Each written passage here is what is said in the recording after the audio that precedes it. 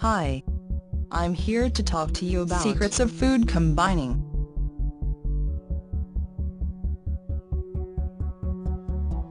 The observance of rules of food combining is neither faddish nor eccentric. It is a simple, scientifically based system of selecting foods from among different types, which are compatible. This facilitates easy and efficient digestion and ensures after-meal comfort.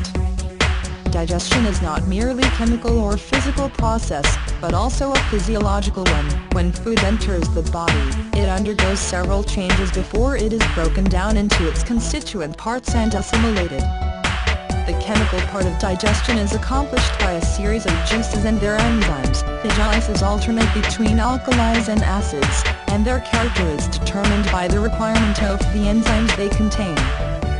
A noteworthy feature of the digestive secretions is that the body suits its fluid and enzymes to the character of the food eaten.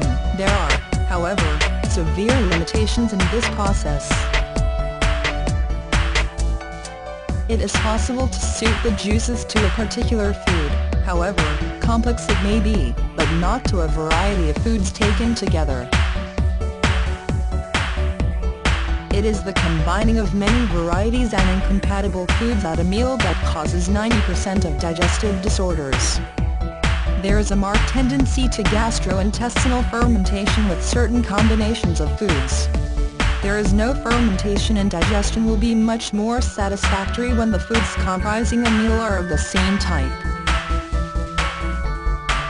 This generally means eating similar foods at one time in order to accomplish the most complete digestion. The most important rule for combining foods is to avoid mixing protein and carbohydrate-concentrated foods. Although every food contains some protein, those regarded as protein-concentrated foods demand the longest digestive time. They are held in the stomach for so many hours until the gastric juices has performed its task.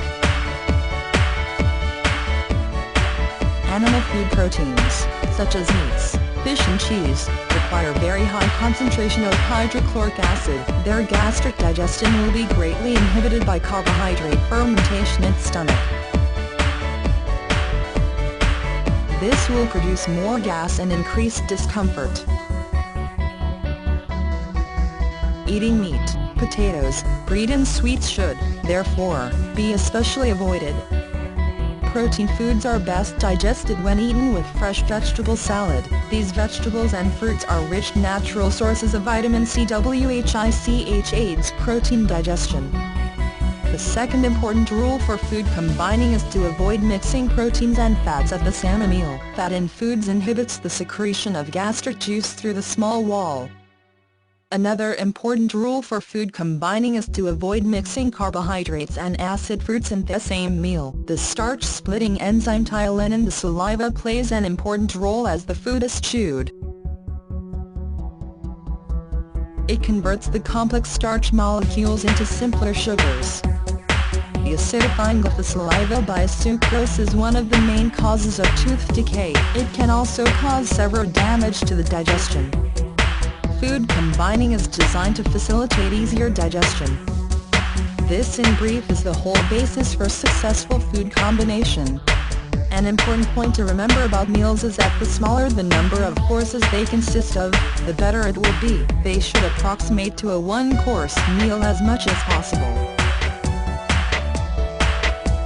Simple meals in every way are more conducive to health than more elaborate ones, no matter how well they may be combined. A meal consisting of proteins, carbohydrates and fats may remain in the stomach for 6 to 7 hours before the stomach is empty. If carbohydrates are eaten without proteins, they remain in the stomach for a relatively short period. A fruit meal remains in the stomach for even shorter time. It is advisable to eat these different foods at different meals: a fruit meal, a starch meal and a protein meal.